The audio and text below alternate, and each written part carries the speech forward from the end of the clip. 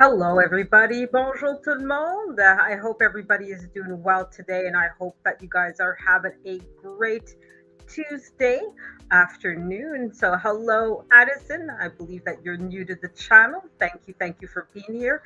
Hello, Lashes Journey. How you doing? I hope everything is well with you and the family.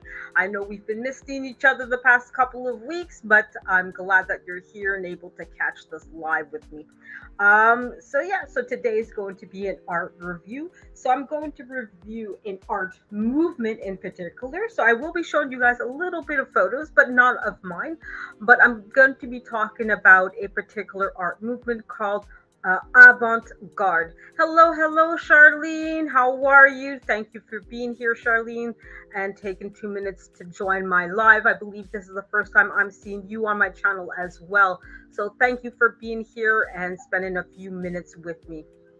So before I start talking, we're just going to quickly go to my intro video, and then after that, we're going to come back to talk about avant-garde art. So here's my intro, and I'll be back in 25 seconds.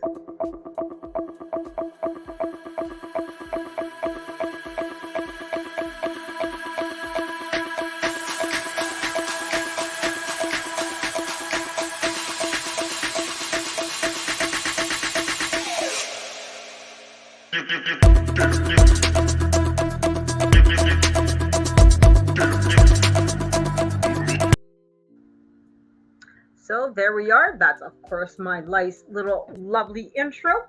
So we're going to get into it. So like I said, we're going to be talking about avant-garde art. Sorry about that. My book pressed the button that it shouldn't have. Sorry about that.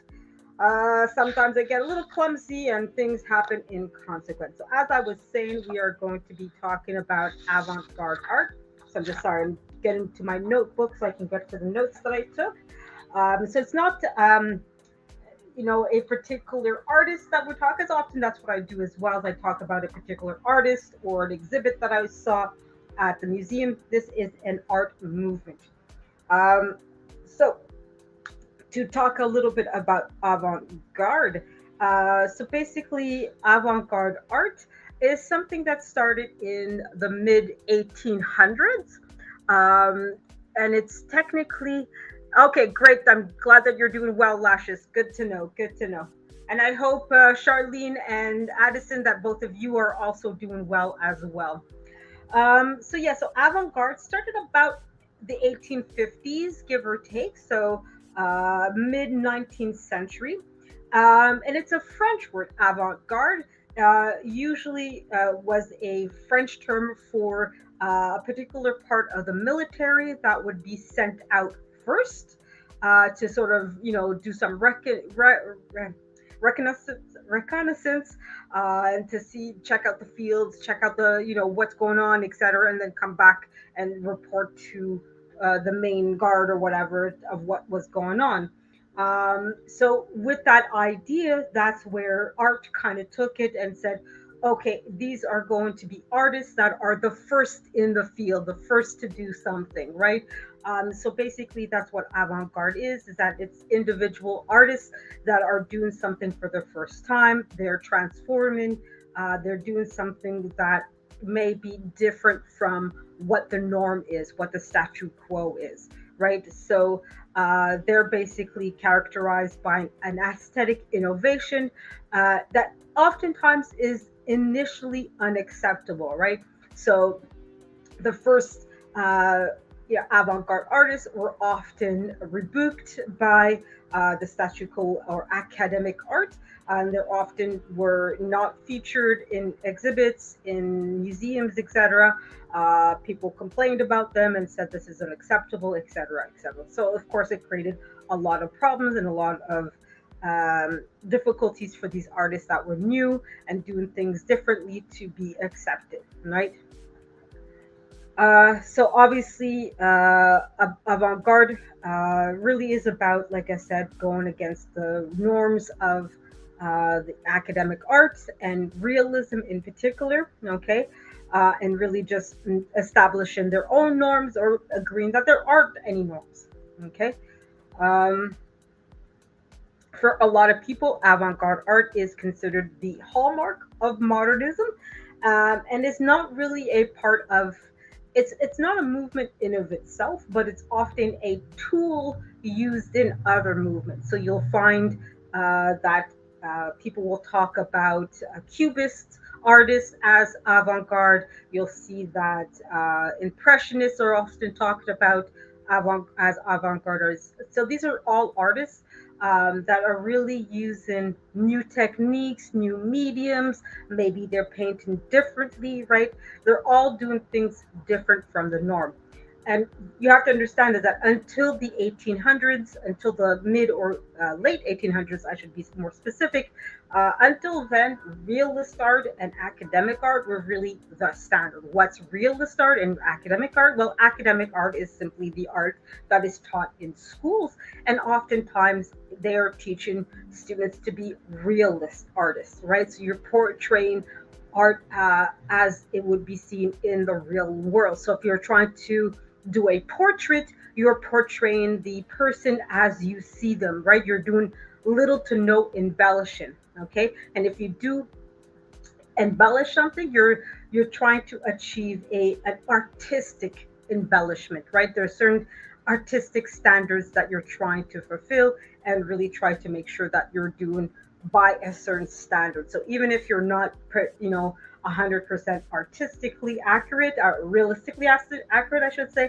that you're at least following a very strict standards as to how a portrait should be done, right? So the eyes need to be apart by so much, the nose needs to be a certain shape, etc., right? And it could also be a question of cultural or ethnic standards as well.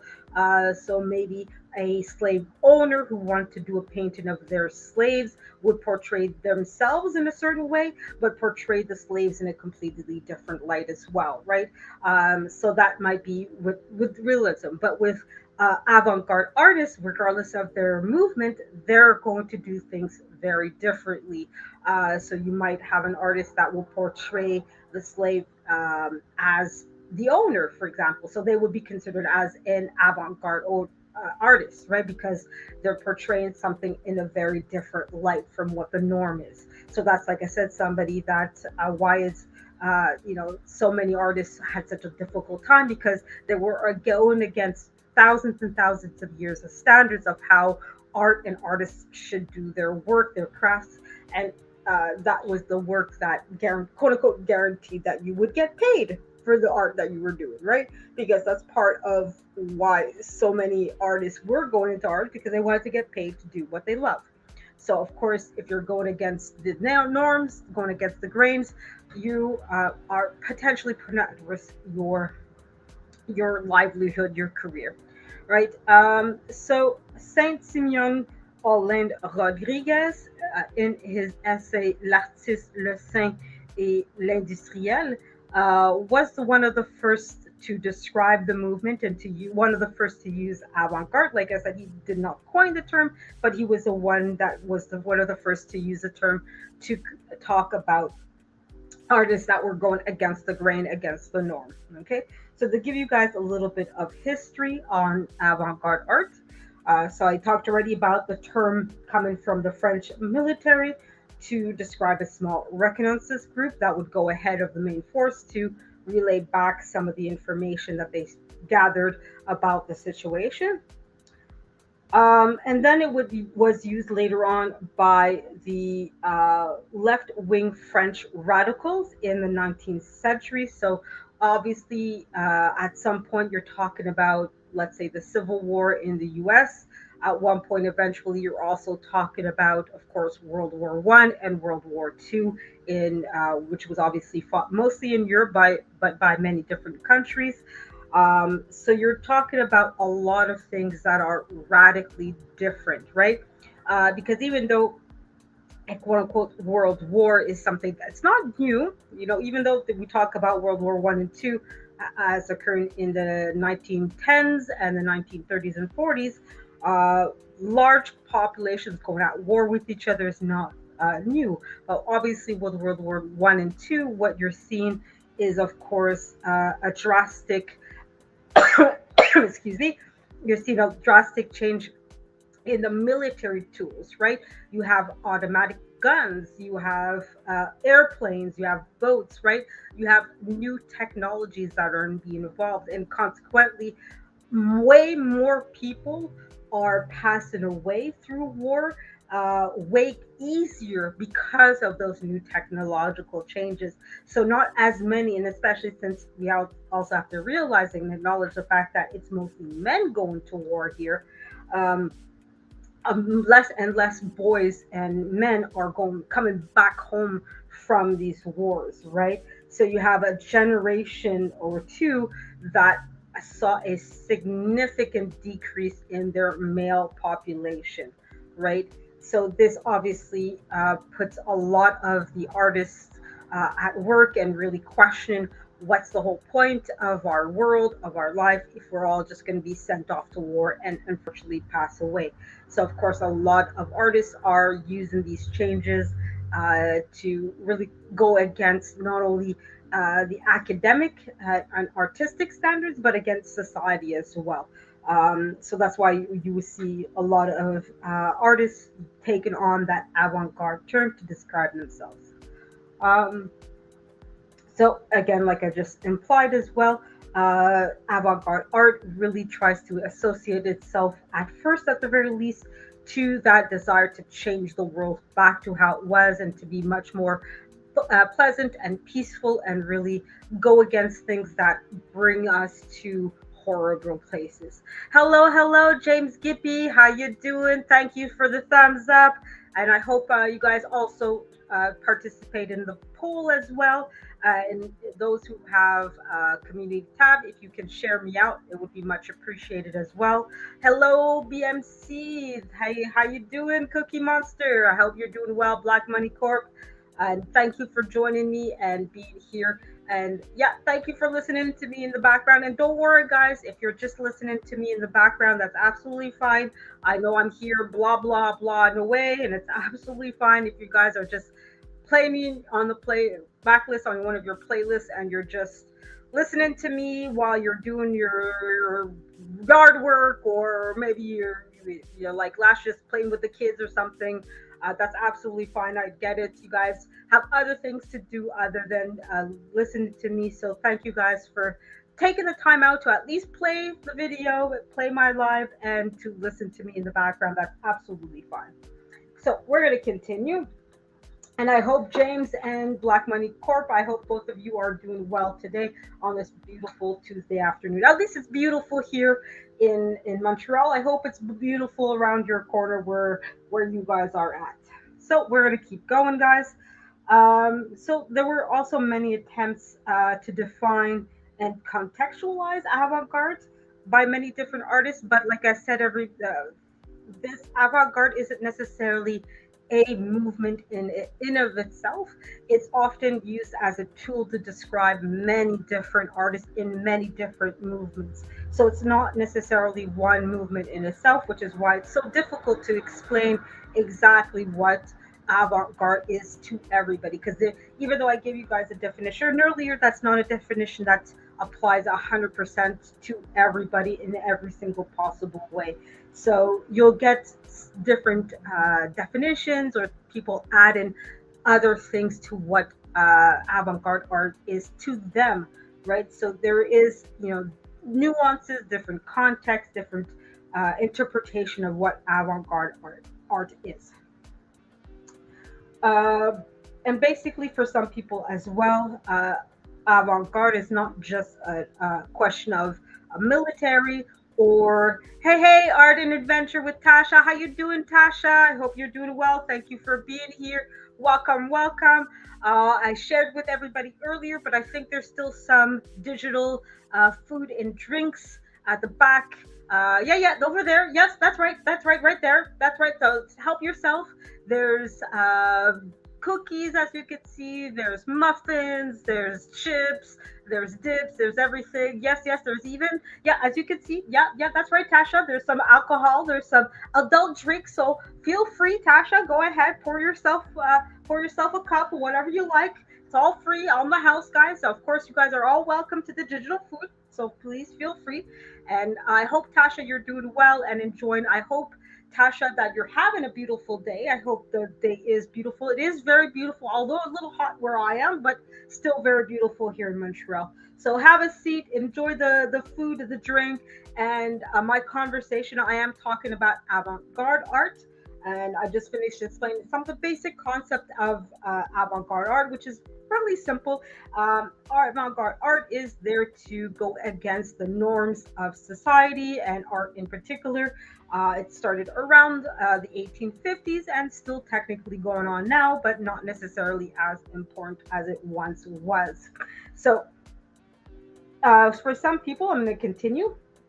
Uh, it's also associated with the bohemian lifestyle. Now, what's bohemian? Well, it's same thing like avant-garde. Basically, a bohemian lifestyle is a lifestyle, I should say, that goes against conventional norms of how society should, operate and function, right? For most of us, when we talk about our lives, we talk about getting a job, getting an education.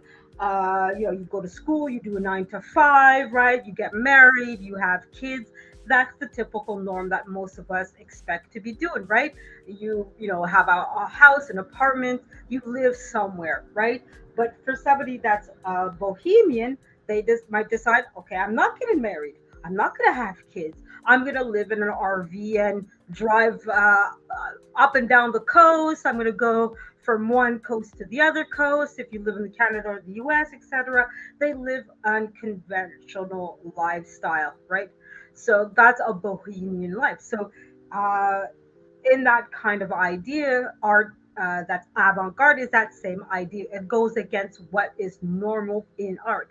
So bohemian lifestyle is a lifestyle that goes against the norms, goes against what is expected of you. Okay. Good to know. Oh, you have a bit of migraine? Oh, that sucks, Tasha. Don't worry. I got some Tylenol, some aspirin or whatever you like. Yeah, it's on that other side. Yep, there, yeah, right there. That's your aspirin. So go ahead, uh, take a couple. Dim down the lights. I'll try to talk a little less loud. Shh, shh, everybody. And we'll keep going, Tasha, and let us know if you feel better. I hope you do feel better, Tasha, and that the migraine goes away. I've only had 1 or 2 migraines in my life, and I know it sucks as hell to go through a migraine. It definitely is not fun to have a migraine or anything else like that. But I hope you feel better soon. So we're going to continue. So, of course, the term can be used as a noun as well. So, avant garde to describe a person or a group of people that, like I said, are against the social norms. Um, and really, it's often talks against uh, basically the mass culture, right? That mass production, right? Creating art for the mass, right? So think about, for example, a commercial, right? They'll use a logo. They'll use, a, you know, uh, let's see, what else could be a good idea? Yeah, they'll use a logo in their art, right? So that's often done by an artist, right? Um, so that way, that artist is creating artwork for mass production, right? Because that logo is going to go everywhere. It's going to go on coffee cups. It's going to go on a T-shirt. It's going to go on the uniforms of the employees of the store, et cetera, right? So oftentimes avant-garde is against that kind of idea of producing art to be used anywhere and everywhere, and that everybody says, and it's used to buy products and to buy this and buy that and live the quote unquote American dream, right, or Canadian dream, right, that we do like everybody else does, and to sort of everybody is one and the same, right? So for art that's avant-garde, they're against that. They want art to be individualized. They want it to be different from everything else, and really not like everybody else, not like anything else. Um, so of course, this movement obviously is usually tends to be against capitalism or neoliberal tendency. So it is also a political movement as well, right, to some degree. But again, this is not. It's not necessarily that's the goal to go against politics, but it's one of the aspects of avant-garde art. Okay. Um, So yeah, I'm just checking my notes here, guys. So when I pause, sometimes it's just because I have to look over my notes and so forth. And I will show you guys some different avant-garde art, so you guys have basic ideas. And as you can see, guys, normally it's 26 minutes. As usual, my lives won't be very long. 20, 30 minutes, 45 minutes extreme top. So we're already almost done. So another 10, 15 minutes maybe at most, and then after that I'll call it a day, and that way Tasha can go ahead and rest up and hopefully have her headache gone soon enough. So for the Tate.org museum, and Tate is a museum in the UK. They pretty much talk about avant-garde as well, and they sort of, as usual, guys, I got most of my information from Wikipedia, so you guys are more than welcome to check out avant-garde art through Wikipedia as well. And for Tate, they re-implement and repeat some of the things that were also talked about in the Wikipedia page.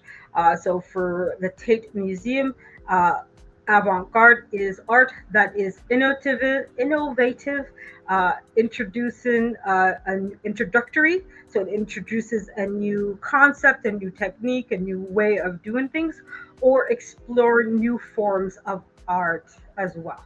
Okay, so like that's pretty much a lot of what I just said already through Wikipedia. Okay.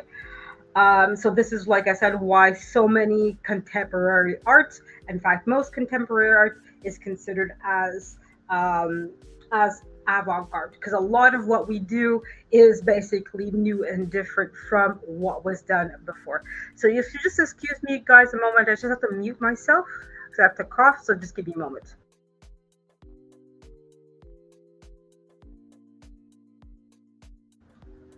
Thank you guys for your patience.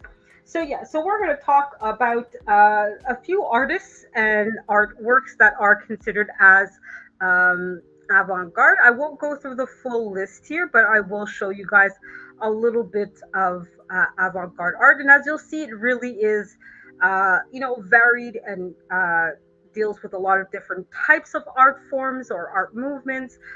You'll have avant-garde art that's obviously paintings, sculptures, music. It could be literature as well, right? Or it could be a mix of it. So you can have an art piece that involves both a painting and audio video or what have you.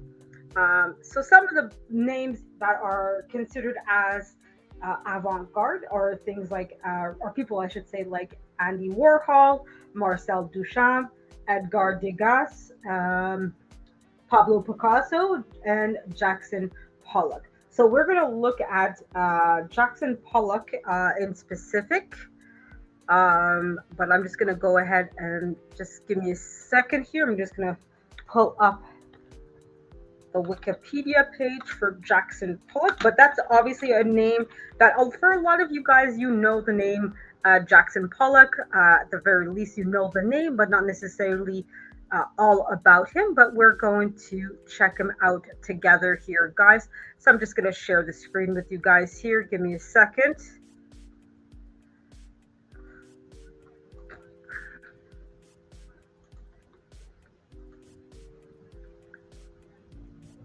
So here's the Wikipedia page for Jackson Pollock. So as you can see, quite a handsome guy, not too bad looking, easy on the eyes, as the saying goes. So as you can see, he was born January 28th, 1912, and passed away on August 11, 1956. Now, he's an abstract expressionist artist, and he was fairly controversial as well, not only because he was a recluse, but also because he was very volatile and struggled with alcoholism. So, of course, we all know how alcoholism can affect people's behavior, and sometimes they tend to be very violent and anger quickly a lot of times. So that's obviously an issue. And one of the other issues with him, which is not necessarily based on him personally, but a lot of his work is difficult to authenticate. So finding a genuine Jackson Pollock work is very difficult. And if you do find one and you have one, it probably is valued at a lot. Okay. And he was married to Lee Krasner, who's also an artist as well. So we're going to look at one of his notable works here so that way you guys can see what one example of an avant-garde work is. And again, guys, avant-garde work is this is just one example of many, many, many different kinds that you can go through. And a lot of, like I said, and most of the work that's made in the 1950s, 1850s to nowadays, a lot of it is considered as basically avant-garde or the consequence of avant-garde work. So we're going to take a look at this work, Convergence. We're going to increase the size. So as you can see, unfortunately, it's not a very big picture I can make here, but as you can see, this is an example of a avant-garde work. Okay, now the part of the reason why this is considered as hello, bread. I think this we have bread here, Tasha. So if you want bread, here he is. You're definitely new to my channel. Thank you for being here, bread. Well, that's a new name, definitely very unique. Thank you very much. So this is an example of avant-garde work. Now, like I said earlier, avant-garde work in particular is in contrast and opposition to realism, right? With realism, you're obviously trying to portray, of course, the real world as it is, right? So if you're doing a portrait, you're trying to accurately represent the person that you're doing the portrait of. Here, as you can say, what are you trying to? What is this? You don't know what this is. It's just a scrambling of lines. There's no sense to it. So with realism, there's a meaning, quote unquote, behind that painting, right? You're doing a royal portrait, for example. If you were doing the portrait of the Queen, you're doing a political portrait. If you're doing a portrait of a president or prime minister or politician, right? You're doing it because, it's the Queen's 90th birthday, or this is the newly elected president of XYZ country, or prime minister, etc., or they're retiring. Because oftentimes that's when you do portraits for presidents or prime ministers, is when they retire, etc. So, right, so there's a purpose to the painting, right? There's a meaning to it, and oftentimes the person gets paid to do that work, right? While as this, you tell me what you think this means, right? It might mean something, it might mean nothing, who knows? And that's the thing with avant-garde art, is that some of the work, the purpose is to be purposeless. It's not I just felt like doing this. I just felt like doing I felt like doing a painting instead of a sculpture, because maybe it's a sculptist that normally he does sculptures, right? So he might, well, you know what? I never mind. I'm gonna do painting now. I feel like doing painting, or I feel like doing music, or what have you, right?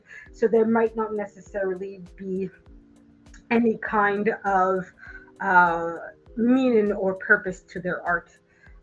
So this is, like I said, one example of avant-garde art. We'll talk a little bit about another artist, and I believe this artist is Canadian, but I'm just going to look him up, so just give me a second here, guys. Oh, no, it's a French artist. Okay, so I'm going to talk to you guys now about Marcel Duchamp, who's a French artist. Okay, and he's also, like I said, part of avant-garde art, and really, you can see the similarities between his work and some of his work, I should say, and um, Pablo Picasso. So I'm just going to reshare the screen.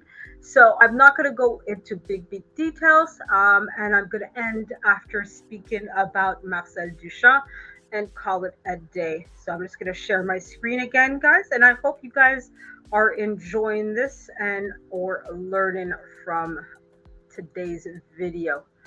So here we are. So this is Nude Descendant S Staircase. So yes, as you can see, I mean, you can sort of see that there are people here. Maybe there's a stairs, maybe. You know, and that's kind of, this is a little bit Picasso where when he's like making faces, or is this a face really? And what? So of course you're looking at this painting like, where are the nudes? Where are the naked people? There are, that you can't look at this and say seriously that yes, this is two naked people walking down the stairs. You know, it's not, or sorry, nude. Sorry, it's one person. Sorry, one person walking naked down the stairs. You don't see that in this painting here, right? It doesn't make sense, right? It doesn't. When you see the title and you see the painting, you don't think, oh yeah, this makes sense. Yeah, this is, these two go together, right? So of course, like I said before, the whole point of avant-garde art is to not make sense sometimes. It's to go against the norms and standards. And like I said, one of the norms that is established by academic art and realism is that the paintings make sense. You can see that when you have a painting that says "nude descending a staircase," you see a naked person, and oh, there's the stairs, and yes, you can tell by the movement that it is a person walking down, right? And like I said, sometimes too, avant-garde art is not necessarily about um, the form or the movement that they're part of, but oftentimes maybe just the techniques that are used. So how you're painting, right? But it could also be the fact that, like I said, with the whole development of World War I and II, you have new technologies that are coming out, right? Photography, although it's been around for at some time at this point, nowadays, right? Photography is mass produced, right? Anybody can go to a Best Buy or whatever similar shop and get themselves a camera and become a photographer and become an artist in that light, right? So photography is now part of the art world as well. While as 200 years ago, if I told you what a camera was, nobody would believe me, right? That wasn't part of the world. That wasn't part of the realism and the lived reality of the everyday person, right?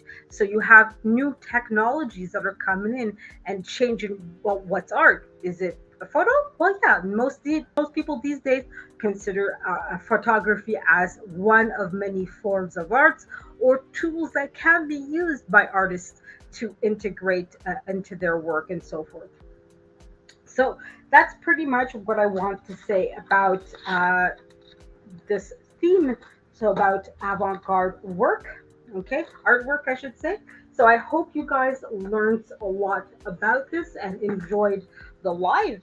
But that's it for today. So I will be going live tomorrow. And sorry I had to reschedule. I know I was supposed to do a live yesterday and didn't do it. I rescheduled it for later. Sorry, I ended up not feeling very good after my day of work. So I had to call it a day. So I will do a live tomorrow, God willing, and we'll continue our chat then. But I hope you guys are all doing well. And Tasha, I hope you feel better. If not now, I hope you feel better soon at the very least. So I'm going to call it a day, guys. So I hope you guys enjoyed my live, and I hope you guys have a great, fantastic Tuesday afternoon. So I will see you guys tomorrow, hopefully sooner in one of your lives or in these YouTube streets. So thank you guys for being here and spending a few minutes with me. I hope you guys have a wonderful day. Bye bye. Au revoir.